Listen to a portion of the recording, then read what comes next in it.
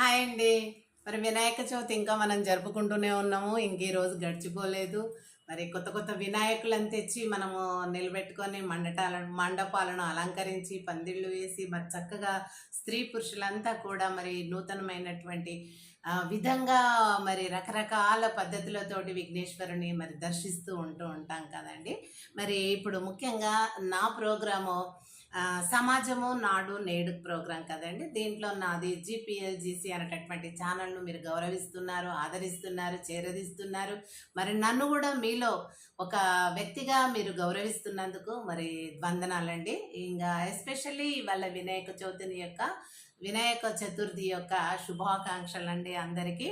అందరి భక్తిని మరి మెచ్చడానికి, స్వీకరించడానికి, మీ పూజలను మరి అందుకోవడానికి వినాయకుడు ఇల్లు మండపాన్ని తిరుగుతూ ఉంటాడు ఇవాళటి నుంచి మనందరికీ తెలుసు. మరి అదేవిధంగా ఇప్పుడు ఏంటంటే ఇప్పుడు మనకు దీంట్లో సమాజము నాడు నేడు అనేటటువంటి ప్రోగ్రాం లోపల ఇప్పుడు ఒక టైటిల్ ఏంటంటే వినాయకుని జన్మదిన వేడుక.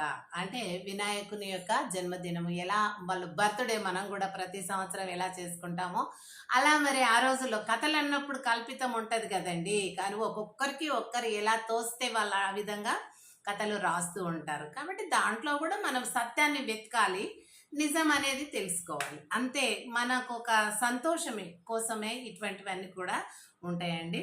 మరి ఆ విఘ్నేశ్వరుడు ఏంటి, ఒకసారి వాళ్ళంట కైలాసంలో తల్లిదండ్రులు అయినటువంటి శివపార్వతులు విఘ్నేశ్వరుని యొక్క బర్త్డే చేస్తే పుట్టిన జన్మదినంలో చేస్తున్నప్పుడు అందరు దేవాన దేవతలు అందరూ సురులందరూ వచ్చారంటండి.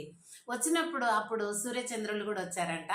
అయితే శివపార్వతులు మరి ఆ దేవాన దేవతలు అందరూ ఆడుతూ పాడుతూ ఉంటే ఆ శుభ సందర్భంగా విఘ్నేశ్వరుడు కూడా ఆడుతూ ఉన్నాడంట. ఆయన గణపయ్య అంటాం కదండి.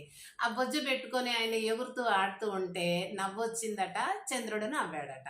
నవ్వినందుకు నువ్వు అందంగా ఉన్నావని నవ్వుతున్నావు కదా, నిన్ను అందహీనంగా చేస్తా అని ఒక రకంగా కోపంతో శాపం పెడతాను అనే వరకు అప్పుడు సూర్యుడు వద్దు అని, నారదుడు వద్దు అని బ్రతుకులాడుకుంటాడు.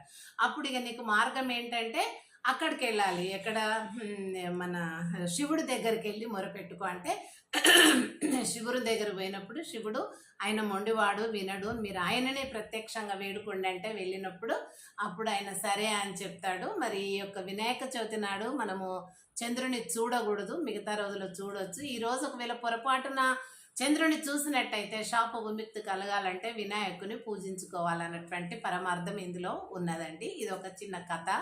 మరి ఇదైతే మీకు అందరికీ తెలుసు.